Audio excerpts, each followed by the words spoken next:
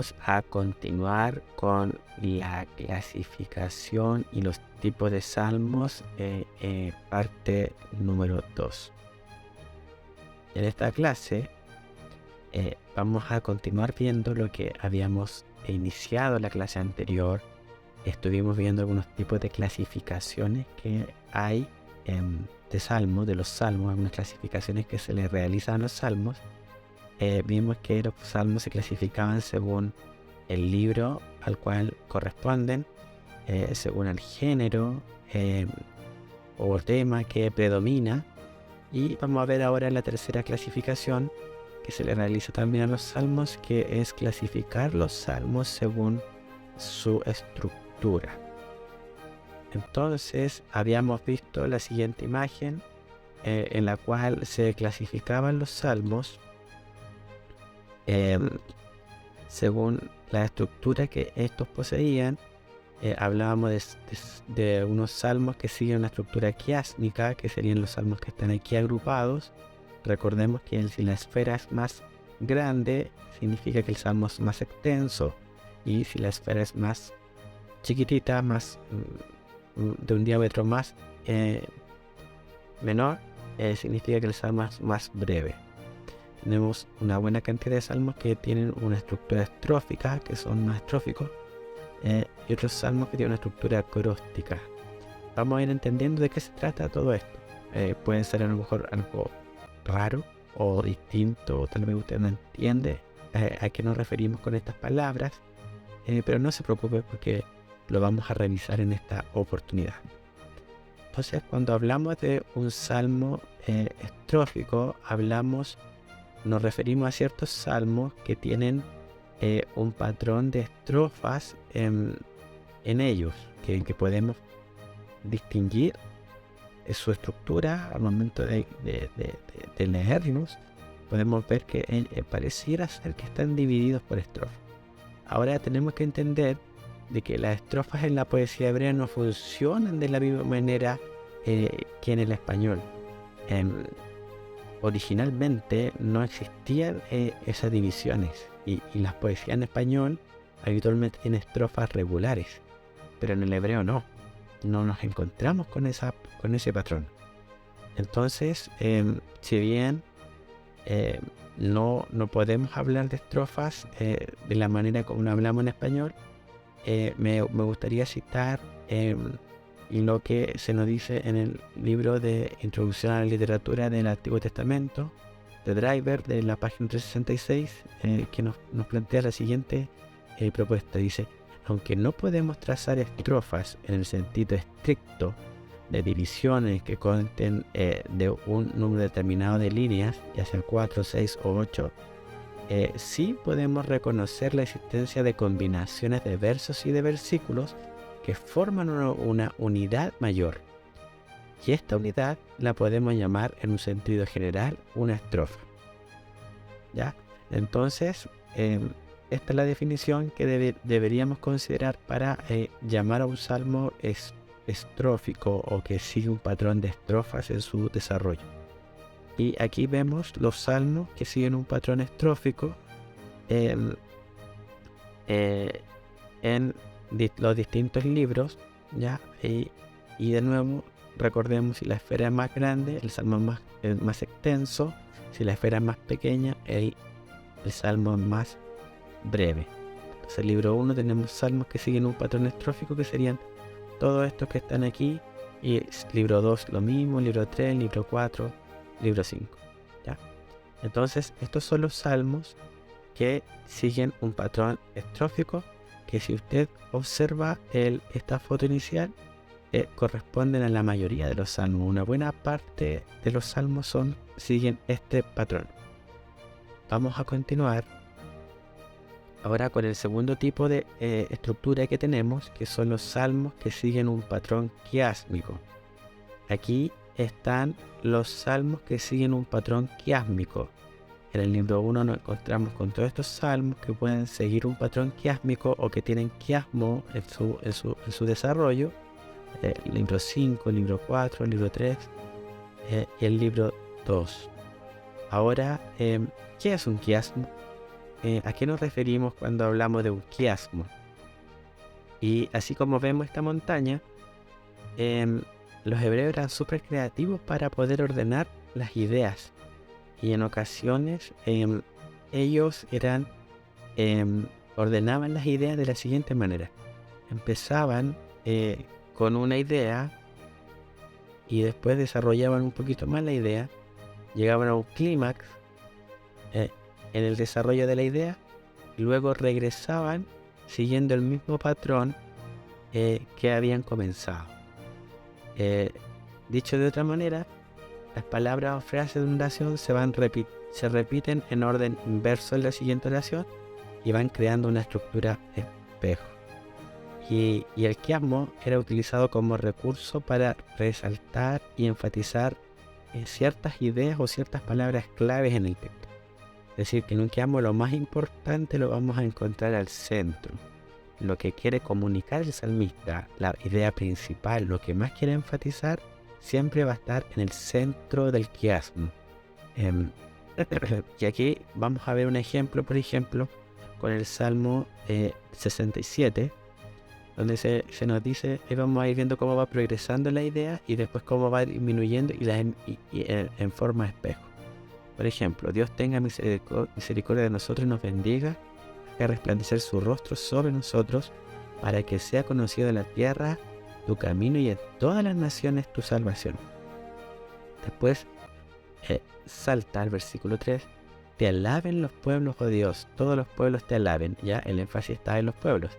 Miren, ahora vamos a la idea central del quiasmo, que sería esta. Es lo más importante que quiere comunicar el salmista, está aquí al medio, está al centro. Alégrense y gócense las naciones, porque juzgarás a los pueblos con equidad y pastorearás las naciones en la tierra. ¿Ya? Y por favor, ahora note cómo la idea es descendente, cómo la idea de los pueblos está unida. Te alaben, oh Dios, todos los pueblos. Y mire cómo sigue el siguiente versículo. Te alaben los pueblos, oh Dios, todos los pueblos te alaben.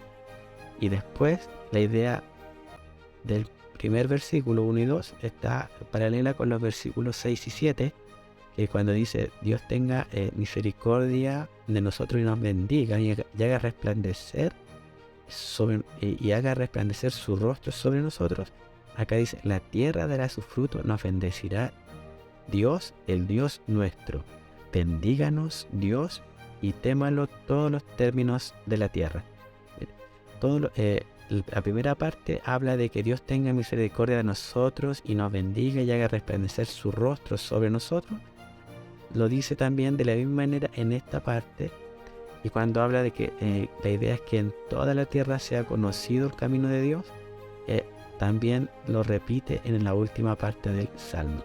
Entonces esta estructura y esta forma de comunicar las ideas era común en el pueblo hebreo, y se utilizaba para resaltar siempre. La idea principal era esta.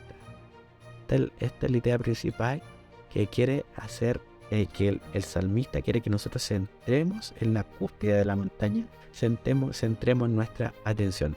Entonces estos salmos que siguen este patrón se les llama salmos que tienen una estructura quiásmica. Miren, le voy a mostrar otro ejemplo, que esto sí no está en los salmos, pero sí está en Génesis. Es interesante notar cómo hay una progresión de nuevo de la idea. Aquí está desde el capítulo 6, versículo 10, empieza a hablar de Noé en 6:10 y termina hablando de Noé en el capítulo 9. Después habla de Sem, Cam y Jafet en Génesis 6:10 y aquí se repite la idea de Sem, Cam y Jafet. Habla del arca, el arca va a ser construida en los versículos 6, 14 al 16, y acá está la palabra arca. Y así va progresando la idea y se devuelve a lo más importante que está aquí, y después empieza a disminuir, pero en el mismo orden que progresa la idea. Entonces este patrón es un patrón quiásmico, que es interesante y es muy importante em, es muy importante entenderlo porque aquí al centro está lo más importante que quiere comunicar el autor. Y donde el autor pone el énfasis es el lugar donde Dios puso el énfasis y es el lugar donde nosotros también tenemos que buscar el mensaje de Dios para nosotros.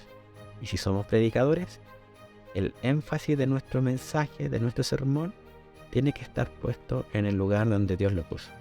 Entonces, por eso es que es muy importante conocer estos patrones que se usaban en la poesía hebrea, que son comunes en la poesía hebrea, y es necesario reconocerlo. El Salmo 8 es otro ejemplo. Por ejemplo, se nos habla de una bendición. Hay una primera sección de bendición. Después hay 2 versículos que hablan acerca del gobierno de Dios.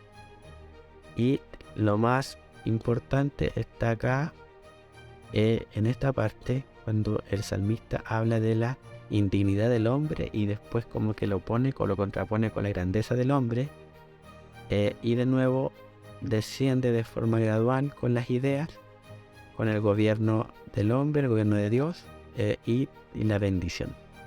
Entonces son salmos que tienen un patrón quiásmico y que si usted observa, no son pocos los salmos que tienen estos patrones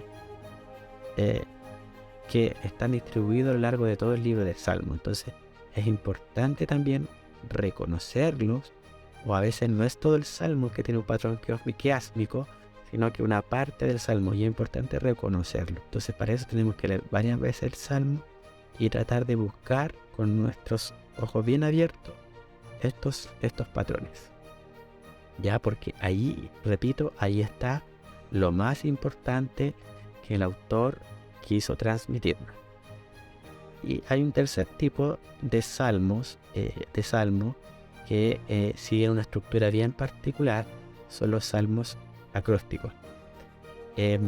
Si no sabemos lo que es un acróstico, es un tipo de composición literaria en el que las primeras letras de cada palabra forman una palabra o frase relacionada con el tema del texto.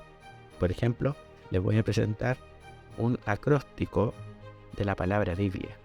Bendita palabra divina, infinita sabiduría revelada, bálsamo para el alma herida, luz en la noche más oscura, instrucción para el camino de la vida, amor de Dios escrito en cada página. Entonces, cada letra es el inicio de una frase o de una palabra. Otro acróstico con la palabra salmos. Ya ahí está la palabra. Y por ejemplo, un acróstico con esta palabra es sentimientos expresados con arte, aclamaciones al Creador, letras que inspiran el corazón, mensajes de esperanza y paz, oraciones que brotan del alma, súplicas que encuentran respuesta. Entonces, esto es un acróstico. Y esta misma figura es la que encontramos en los salmos.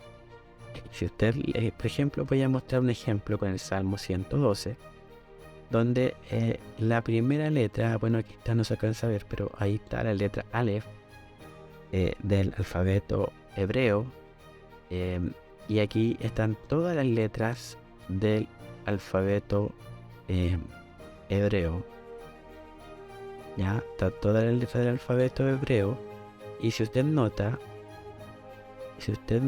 la palabra aquí, recordemos que el hebreo se lee de derecha hacia la izquierda en este sentido. En ese sentido, la primera letra es la letra del alfabeto hebreo, pero a la vez se utiliza para empezar la frase. Entonces,